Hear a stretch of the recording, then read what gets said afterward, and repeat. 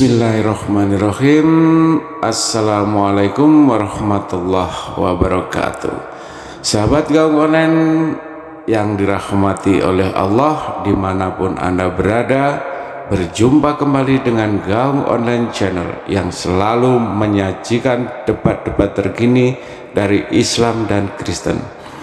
Debat yang menghibur, debat yang tegang, debat yang lucu. Intinya dari debat tersebut kita sendiri yang akan mengambil hikmah dari isi perdebatan itu. Oke, tanpa menunggu lama, mari kita dengarkan perdebatan kali ini. Selamat menyaksikan. Maria itu bukan Yesus Mesias yang datang kepada Bani Israel. Yesus yang mereka katakan Yesus itu adalah Yudas, dan itu saya bisa buktikan sesuai dengan data Bible. Sedangkan kalau jaminan Allah kepada baginda Rasulullah Muhammad SAW dan juga umatnya diterangkan dalam Al-Quran surah Ali Imran ayat 31. Apa kata Allah? Bismillahirrahmanirrahim. Qul in kuntum tuhibbunallah. Jadi kata Allah, wahai nabiku Nabi Muhammad, wahai rasulku Rasulullah Muhammad SAW, katakan kepada mereka, jika kamu mencintai pencipta langit dan bumi, maka ikutilah aku. Fattabi'uni, maka ikutlah kepada Rasulullah Muhammad SAW. Apa upah mengikuti Rasulullah? Kata Allah, fattabi'uni yuhibbukumullah, maka pencipta langit dan bumi akan mencintaimu. Jadi kalau ada manusia dicintai oleh pencipta langit dan bumi, ini mau dibawa kemana? Ke neraka atau di surga? Kalau pencipta surga mencintai kita, maka tentu kita akan ditempatkan tempat yang mulia. Fattabi'uni, ikutlah kepadaku, maka orang-orang yang ikut kepada Rasulullah yuhibbukumullah, Allah pencipta langit dan bumi akan mencintainya, wa yaghfir lakum, dan Allah akan mengampuni dzunubakum, seluruh dosa-dosa mereka. Ini yang diterangkan oleh Al-Quran. Diampuni, dosa-dosa dihapuskan ketika mengikuti baginda Rasulullah Muhammad SAW. Wallahu ghafurur rahim, dan Allah Maha Pengampun lagi Maha Penyayang. Permasalahannya sekarang adalah ketika dikatakan siapa yang ikut Rasulullah akan dicintai oleh Allah, siapa yang ikut Rasulullah akan diampuni dosa-dosanya, dihapuskan semua dosa-dosa ketika orang mengikuti baginda Rasulullah Muhammad SAW. Kalau dosa manusia itu sudah nggak ada, kemana dia pergi? Ke surga, ke jannah. Jaminan ini jaminan Allah. Al-Quranul Karim surah Ali Imran ayat 31. Yesus mengatakan, ini kembali kepada Yesus dalam Yohanes 5 nomor 29, orang-orang nantinya seluruhnya akan dibangkitkan dari kematian, dibangkitkan dari kubur. Orang yang melakukan amalan baik maka akan hidup kekal, surga. Orang yang dibangkitkan penuh dengan dosa akan dibangkitkan ke neraka. Nah sekarang permasalahannya adalah Yesus ini mengajarkan menyembah dirinya atau menyembah kepada Allah. Menyembah kepada Allah. Berarti yang mengajarkan menyembah kepada Yesus siapa? Kristen. Iya. Itu tadi surat apa, Bang? Ali Imran ayat 31. Ya, jadi sekali lagi yang saya katakan kepada saudara halu bahwa yang mereka sembah itu bukan Nabi Isa alaihissalam, bukan Yesus anak Maria. Yang mereka sembah berdasarkan data yang ada di Bible adalah Yudas Iskariot sang pengkhianat. Oke. Al Imran ayat berapa, Bang? Ayat 31. Iya. Oke, sebelum saya closing, Bang, saya ini adalah idola Bang ya.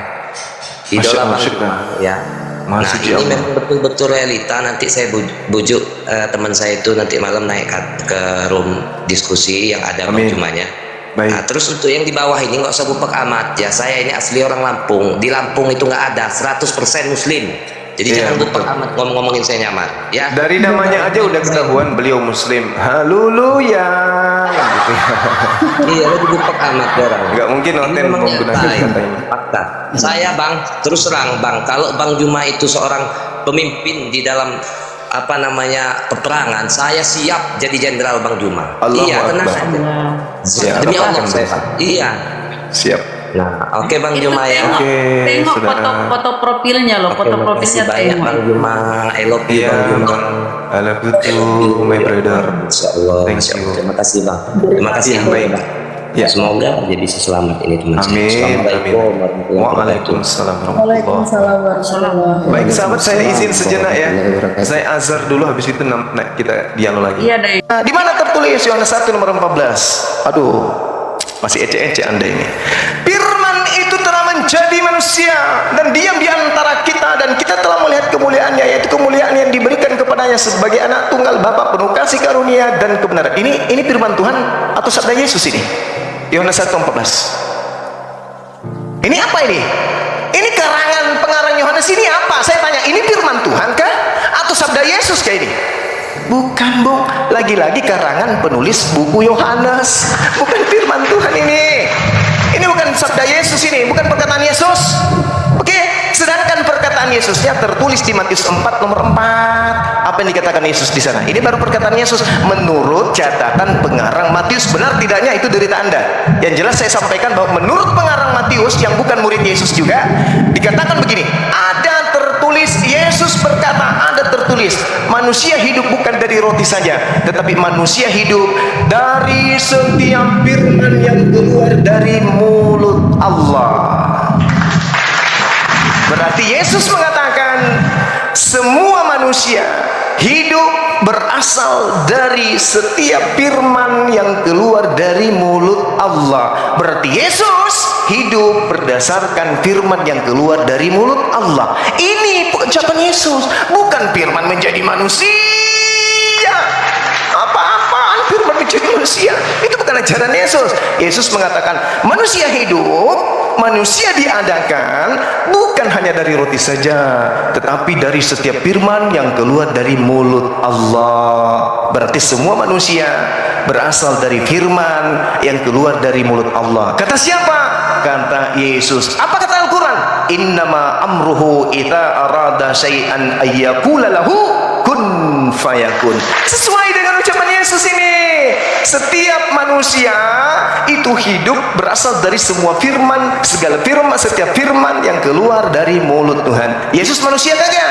Manusia. Berarti Yesus adalah manusia yang diciptakan berdasarkan firman yang keluar dari mulut Allah. Sama seperti Bang Suma.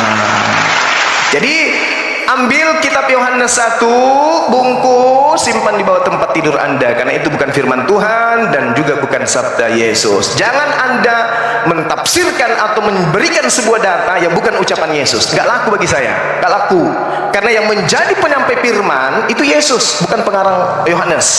Dan Yohanes ini bukan murid Yesus. Ya, penulis buku Yohanes ini bukan murid Yesus, bukan anak bukan anak daripada Nikodemus, bukan.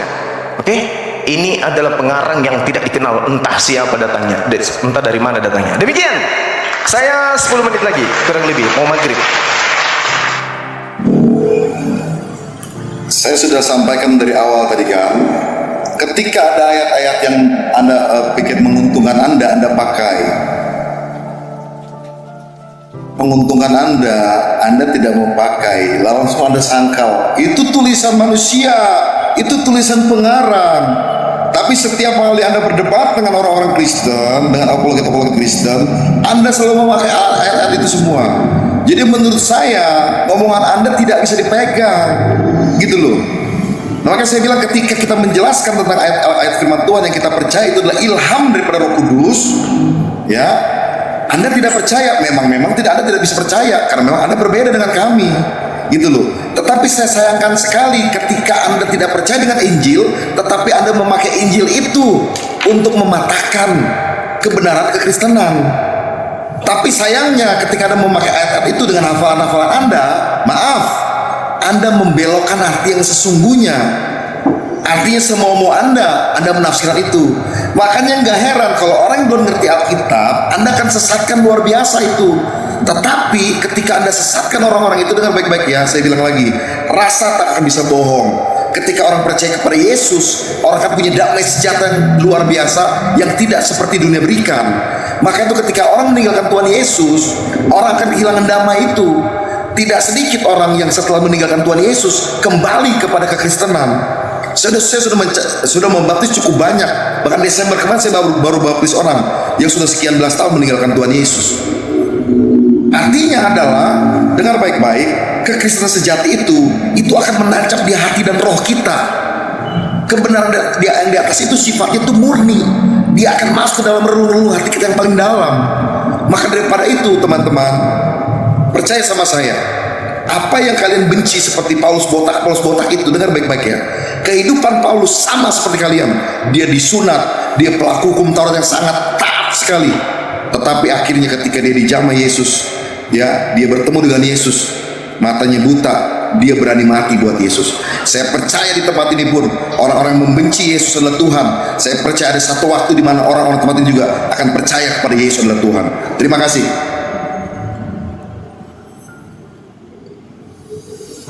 Oke, ya, jadi Anda membanggakan kemudian Paulus.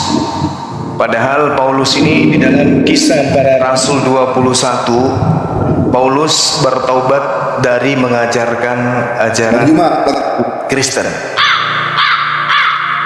Jadi Paulus itu bertobat bisa lama. Cuman saya mau terakhir saya ngomong aja Bang ya.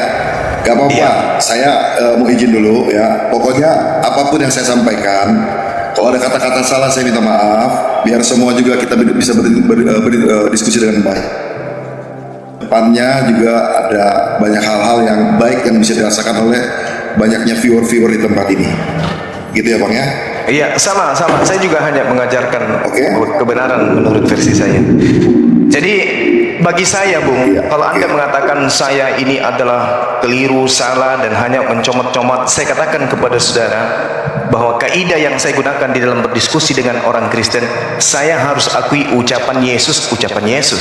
Ucapan pengantar dari penulis saya ucapkan itu adalah pengantar dari penulis. Saya nggak mau menambah dan tidak mau mengurangi. Kalau dikatakan ucapan Yesus, ya katakan ucapan Yesus. Seperti itu. Oke, Bang Bima. Saya sampaikan dulu Bang. Abang baca ayat hafal ayat firman Tuhan, saya bilang saya salut sama Abang. Cuman saya mau kasih tahu penafsiran Abang sama penjelasan Abang tentang ayat-ayat yang Abang hafalkan itu. Maaf Bang, semuanya ngawur Bang, ngaco. Oke, silakan. Bang, ya. Gak apa-apa. Saya bilang tadi kan, Abang tidak bisa paksakan perspektif Abang ke saya. Begitupun sebaliknya, gitu Bang. Jadi biarlah orang-orang di tempat ini bisa menilai mana yang baik, mana yang tidak, gitu ya Bang ya. Dalam arti adalah kedepannya saya bilang tadi, saya tetap mau bersahabat sama siapapun. Saya jujur saya katakan, saya pendeta, tapi bapak angkat saya juga haji Bang. Jadi buat saya, it's okay aja buat saya. Jadi nggak ada masalah, gitu ya Bang ya. Tetap jaga persatuan kebangsaan kita Bang. Betul. Ya, Bang. Itulah tujuan kita sebenarnya. Iya. Ya. Apapun agamanya 02 pilihannya Bang. Amin Bang. Silakan dengan pilihan saudara. sorry. Bercanda. Abang, saya tutup dulu Bang ya. Oke, sip, Saudara Jack, thank you ya. Sorry kalau ada kata-kata penegasan dari saya hanya berdasarkan data. Oke, makasih. Siap, sama-sama Bang. Makasih Iya, Bang. makasih. Sorry Bang. Sorry. Oke teman-teman, saya simpulkan ya bahwasanya ketika saudara kita Kristen mengatakan diri mereka adalah pengikut, lalu Markus di dalam kitab mereka, apa yang saya terangkan dalam 1 Yohanes 2 nomor 6, barang siapa mengatakan bahwa di dalam diri dia ada Yesus, maka wajib, nah ini ada penekanan dalam kitab mereka, wajib epoilo atau prolonge dalam bahasa Yunani, wajib kemudian harus, maka dihitung dia berhutang kalau mereka tidak melakukan apa yang dilakukan oleh Yesus. Diterangkan dalam kitab mereka sendiri, barang siapa mengatakan bahwa dirinya ada di dalam Yesus, maka dirinya wajib hidup sama seperti Yesus hidup, katos, seperti atau sebagaimana dalam bahasa Yunani. Mereka harus hidup sebagaimana Yesus hidup. Yesus hidup seperti apa? Di dalam kitab yang kita sajikan tadi, Yohanes 14 nomor 31, jelas sekali kemudian Yesus mengajarkan taat kepada seluruh perintah-perintah Tuhan yang datang kepadanya. Artinya Yesus ini adalah praktisi Taurat. Sehingga pengikut Yesus berdasarkan 1 Yohanes 2 nomor 6 semuanya harus menjadi praktisi Taurat. Berarti selamat tinggal ajaran Kristen. Karena Yesus tidak pernah mengajarkan Kristen. Yesus tidak pernah mengajarkan prosesi-prosesi yang dianut oleh agama Kristen. Sedangkan Yesus mengatakan, aku taat kepada seluruh perintah-perintah Bapa yang datang kepadaku. Ketaatan Yesus menghantarkan dia menjadi orang Yahudi, bukan mengantarkan dirinya menjadi orang Kristen. Seperti itu saudara-saudara, sahabat-sahabat yang dimuliakan oleh Allah. Jadi yang kedua, siapa yang menolak Yesus itu adalah antikristus. Siapa dia? Yang membantah dan menolak Yesus itu adalah Mesias. Barang siapa dia mengatakan Yesus itu adalah Tuhan, Yesus itu adalah Allah, Yesus itu adalah Bapa, Yesus itu adalah Elohim, berarti dengan kata lain mereka telah menolak Yesus sebagai Mesias. Karena Tuhan pencipta langit dan bumi bukan Mesias. Karena Mesias itu adalah level nabi, level orang yang diurapi untuk mengajarkan firman Tuhan kepada kaumnya. Dan yang terakhir adalah terkait dengan fitnahan yang dilakukan terhadap Yesus, di mana Markus yang dia tunjuk nomor 7 bab 7 nomor 19 bahwa demikianlah ia menyatakan semua makanan itu halal. Ini adalah fitnah besar, kebohongan besar yang dipintakan kepada Yesus, yang adalah bukan firman Tuhan dan bukan sabda Yesus, melainkan adalah pengantar dari penulis kitab Markus. Karena bukan masuk ke dalam hati, tetap ke dalam perutlah, lalu dibuang ke jamban. Lalu dengan demikian Markus menuliskan, dengan demikian Yesus menyatakan semua makanan halal. Jadi Markus ini yang mengatakan bahwa babi itu halal, bukan Yesus. Saya kira begitu para sahabat-sahabat sekalian.